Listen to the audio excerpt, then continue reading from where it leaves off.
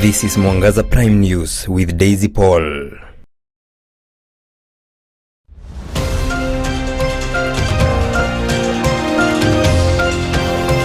Indeed, a very good evening to you on this 4th day of December. I trust you're doing fine from wherever you're watching us from. This is Mwangaza Prime News and my name is Daisy Paul. Our sign language interpreter is Vivian Ongeshi and we welcome you to this bulletin tonight. Our Deputy President Kithure Kindiki has promised that Kenya Medical Training College students will receive financial support from the government through the Higher Education Loans Board.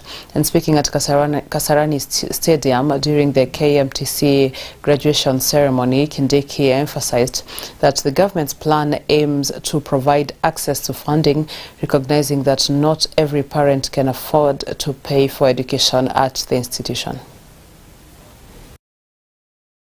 Campuses ya KMTC ambazo zimejengwa, zingine na county governments, zingine kupitia wabunge wetu na national government CDF, the Constituency Development Fund, na mnahitaji pesa kama KMTC kuweka vifaa ili hizo campuses zianze kufanya kazi, na ni campus zaidi ya 18. Vilevile nataka niwaambie ya kwamba serikali itatoa pesa ya kuhakikisha kwamba all the 18 campuses are made operational in the next financial year so that we can have quality service and quality training for our people. Mimi nimeambiwa ya kwamba wanafunzi wa KMTC hawapati msaada wa HELB. Ni kweli si kweli? Ni kweli si kweli? Mimi nimesikia hivyo, PS amenijulisha, na mimi nataka niwatangazie ya kwamba serikali imesikia hilo ombi, na mimi naenda sasa kukusanya wale ambao wanahusika, waziri wa hazina ya taifa, waziri wa afya, waziri wa elimu. Wiki ijayo naenda kukutana nao ili tuwapatie jibu, kwa sababu mimi najua ya kwamba na nimesawishika ya kwamba wanafunzi wa KMTC lazima tuanze kuwasupport kupitia HELB. Wale wakufunzi ama waadhiri hawatoshi, na nimeambiwa ya kwamba mnahitaji waadhiri zaidi kama 1000 kwa sasa tukiendelea mbele. Vile vile nataka niwahakikishie kwamba mwaka huu tutaongeza waadhiri wa KMTC na wizara itapewa mwelekeo ndio tuanze kuwatafuta na kuajiri waadhiri zaidi ili vyuo vyetu vya KMTC viwe na mafunzo bora ya hali ya juu. We have been particularly focused on the transformation of Kenya's health sector. As you are aware, this is the first administration to employ, equip and deploy a grassroots primary healthcare workforce, 1,007 community health promoters spread in every village in Kenya to support families at household level to access essential health care.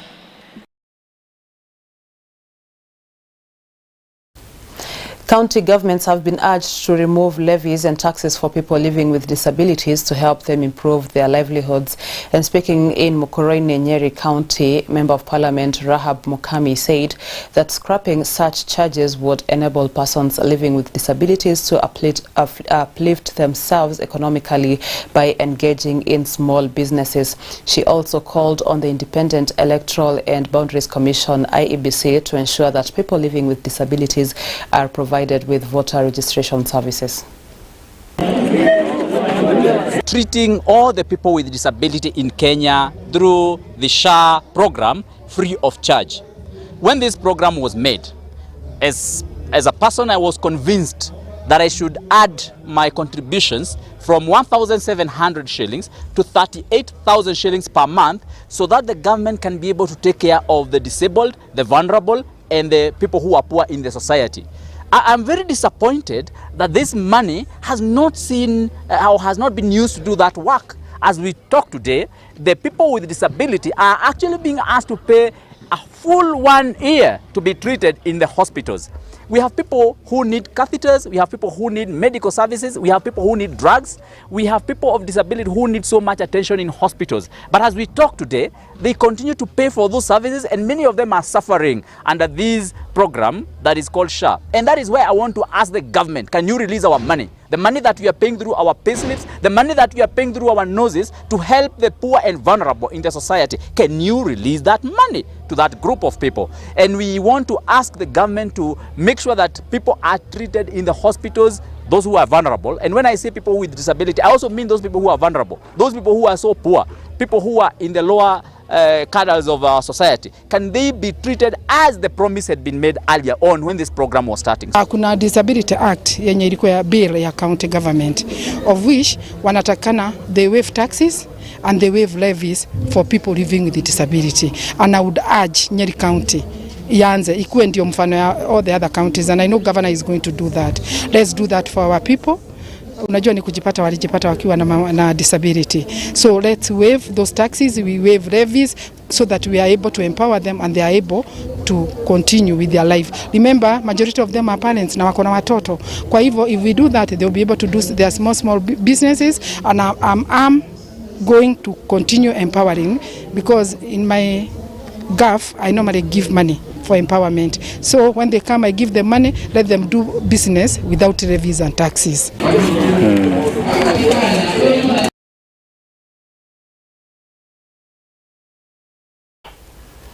Hotels sector in Mombasa has started recording higher booking with projection of hitting 100% before Christmas. And speaking during a cake mixing exercise at Sapphire Hotel to welcome Christmas festivity, John Yegon, Hotel Sapphire General Manager, said the introduction of commuter meter gauge railway, which connects from Miritini Standard Gauge Railway Terminus and the newly built Mombasa CBD Railway Gauge Station, has made it easier for tourists to access the city with assurance of their security. The stakeholder has also embraced the move by the county government to uplift the environmental management system, a move which has created clean environment to facilitate city tours. So we are selling cultural tourism, and we are selling the history of Mombasa, and of course the people of Mombasa na ukarimu wao wote. We of course thank the county government with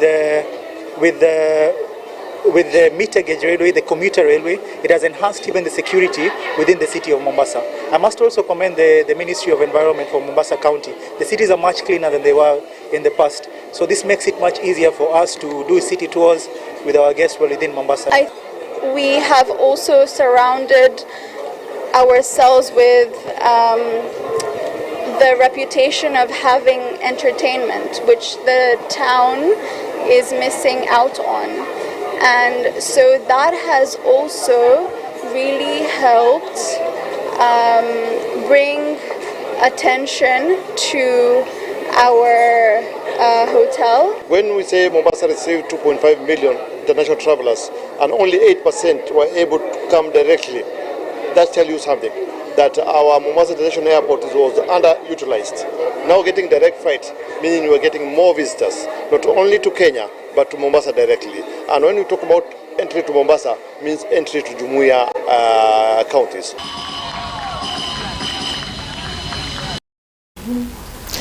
The strike by Embu County government employees stretched into its third consecutive day, with hundreds of staff members maintaining a vigil at the county headquarters.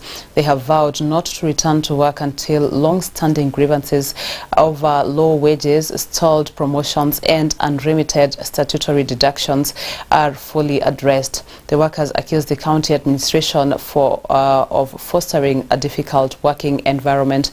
Their core complaints include stagnant minimum wages that have not been reviewed for years, a near complete freeze on staff promotions, and the failure to remit critical monthly deductions.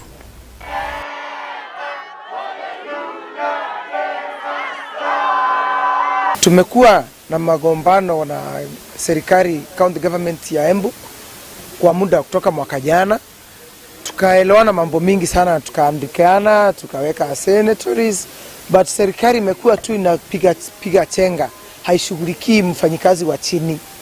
Na huyo mfanyikazi ndio tumekuja kutetea leo. Siku ya leo tumekuwa na maelewano mingi, lakini hakuna jambo lenye tumeelewana wametimiza kufikia leo.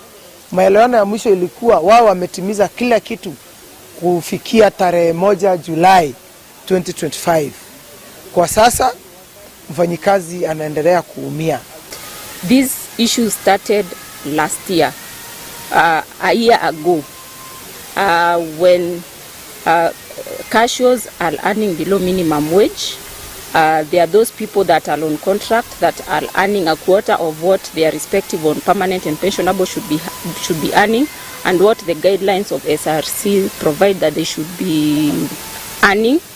Then the third thing is that they deduct the third-party deductions, the loans, the pension, they deduct and they do not remit.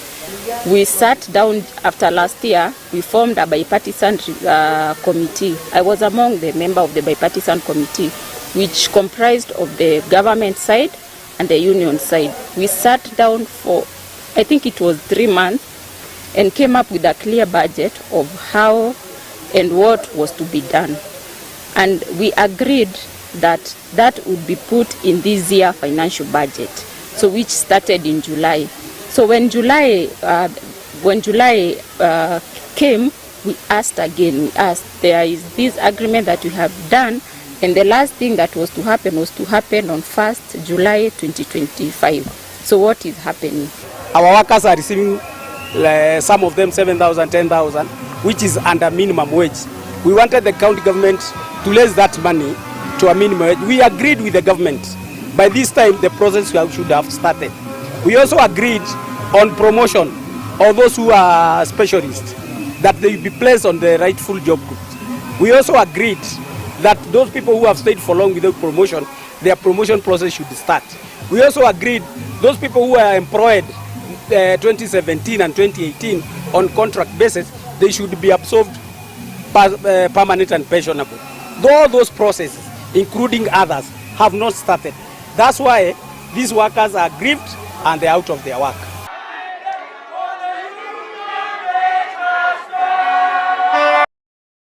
With that report, we're now taking a short commercial break, but don't go far. We're coming back with more in a short while.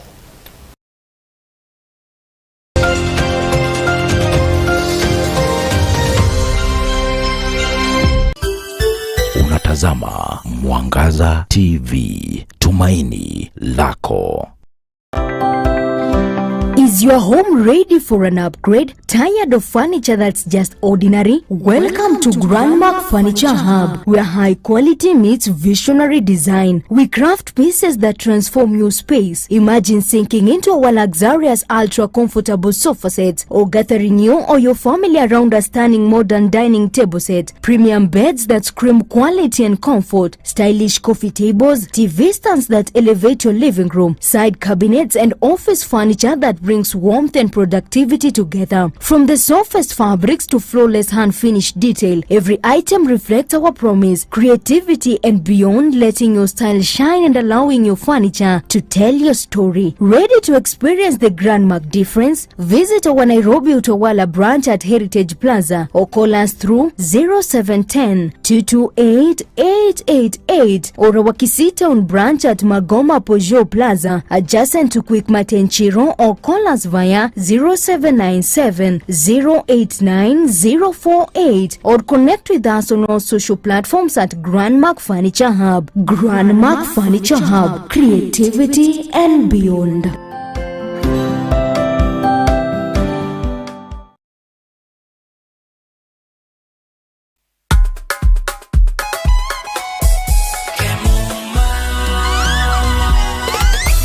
Ukitaka mali safi kuja Kemuma, CCTV utapata Kemuma, mulika mwizi, electric fence utapata Kemuma, automatic gate utapata Kemuma, fire system, alarm system, fingerprint hapa, automatic gate, mali safi, kila kitu ya security ni Kemuma.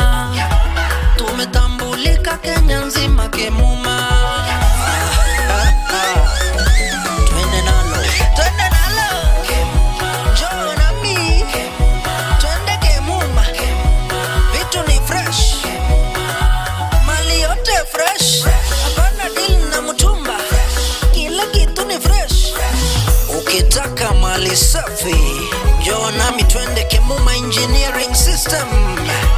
Wa security tuko fiti, hatuna competition, wanajua tuko fiti. Suka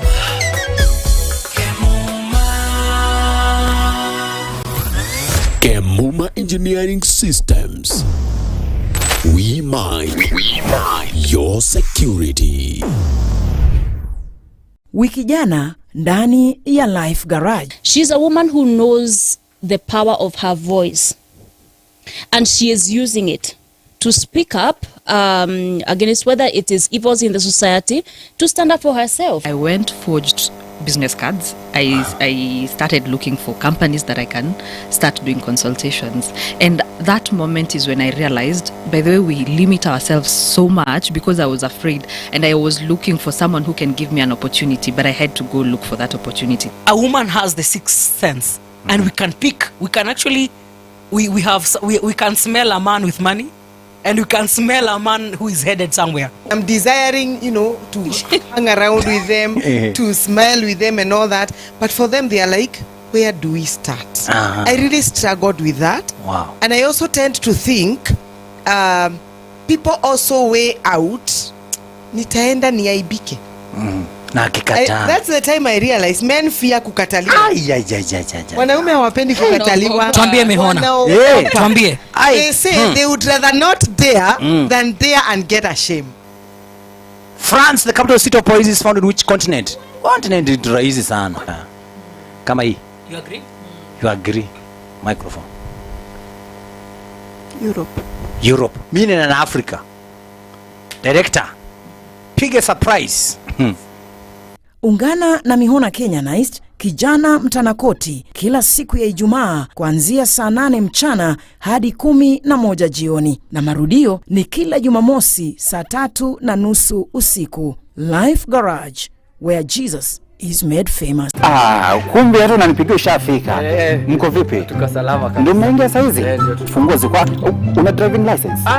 Niko nayo. Hebu nione kwanza. Mimi niko na experience ya Shakameta. Wow.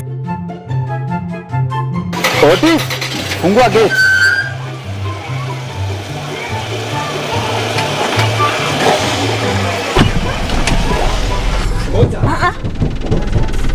Shuka kwanza. Leta funguo. Kwani nikuulize, ulisoma wapi kuendesha gari? Umeniambia unajua kuendesha gari, aibu angalia vile ambavyo unatarisha maisha ya watumizi wengine wa barabara. Kwani wewe? Nasuliniambia unajua kuendesha gari. Wewe na Shakameta mko hivi. Nini imefanyika? Hebu ingia, nataka nikupeleke Jewel Institute of Advanced Driving School. Utende ufanye refresh. Kusema kwamba ujikumbushe. Hebu ingia hapo hivyo twende. Excellence and quality driving school instructions is what Jewel Driving School offers. It gives you an experience like no other, accredited by NTSA. A driver's safety comes along with careful driving, bearing in mind other road users and pedestrians included. We offer theoretical driving classes, executive classes and refresher courses. We offer training on both manual and auto transmission vehicles, and our training are based on the new NTSA curriculum. We are located 5th floor, Jewel Complex, Ruesambu, next to TRM Thika Road. Come join us and experience a driver's confidence. Jewel Driving School. Drive with confidence.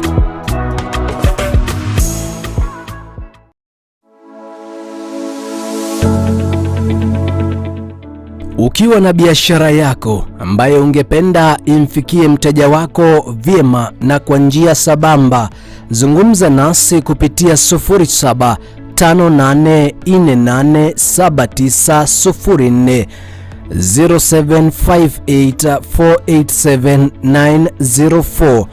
Mwangaza TV ni tumaini la biashara yako.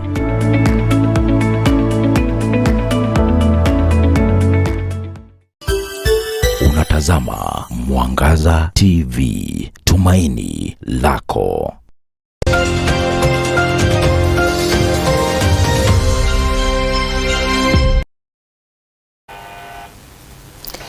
The Agikoyo community in Trans Nzoia County has begun its annual December circumcision rites, a long-standing cultural tradition shared across many Kenyan communities. This year, more than 200 boys from various parts of the country have been brought to a designated sacred site. According to the elders known as the Kiama, the joint initiation ceremony is meant to provide the boys with cultural teachings and an opportunity to interact, helping to strengthen unity among them as they transition into adulthood. Tunaongelea hapa ni kwetu. Hii ni sehemu tuliweza kununua na tukaweza kuitenga kuifanya mambo yenye inaambatana na mila ya Wakikuyu. Ndio vijana wetu wakikomaa na wakifika wakati ya kuja kufanya tohara, tunakuja tunawafanyia huku na tunaendesha mambo kulingana na mila ya Wakikuyu. Tunawarudisha vile wazee wetu walikuwa wanafanya, tunawapeleka hiyo process yote na tunawaprepare such that wakimaliza, huyo kijana ni mtu amekomaa na akiingia kwa jamii, ile kitu anaweza fanya ni kusaidia tu jamii. Hii kiama kimetusaidia kama wamama, ni kwa sababu hata wazee wenyewe tunaona vile wanatusaidia pale manyumbani. Kama ni wazazi tulikuwa tumeshindwa, tulikuwa tumechanganyika na makabila wengine, lakini wakati hili jambo lilianza, tuliona mpaka wazee wetu wakianza hiyo kitu nyumbani. Kama ni kuomba, tukaanza kuomba kwa pamoja, na unakuta mzee pale ndio anaongoza kwa ile maombi kulingana na desturi ya vile wa mafunzo yuko mahali hapa. Ningeomba sana ama ningewauliza pia wale ambao wameachilia mila zao na desturi waweze kufuatilia na kuzirudia. Ndio unapata vijana ya rika yangu wengi saizi, kama ni kuoa hajaoa, unapata mtu akovao bado sababu ya kutojijua. Police in Kisumu have nabbed bang worth 2 million Kenyan shillings that was being ferried to Voi, Mombasa and Malindi disguised as fish parcel and personal items in suitcases. The police found 2 SIM cards that were to be used for communication by the syndicate, 5 fried fish and clothing that were used to conceal contents of the consignment. Confirming the incident, Kisumu Central Sub-County Police Commander Peter Mulai said the police got a tip of suspicious luggage that had been picked as parcel in Ugunja by Nyamira bus coming from Busia heading to Mombasa, and responded swiftly and confirmed that the parcels were indeed 65.4 kilograms of bang.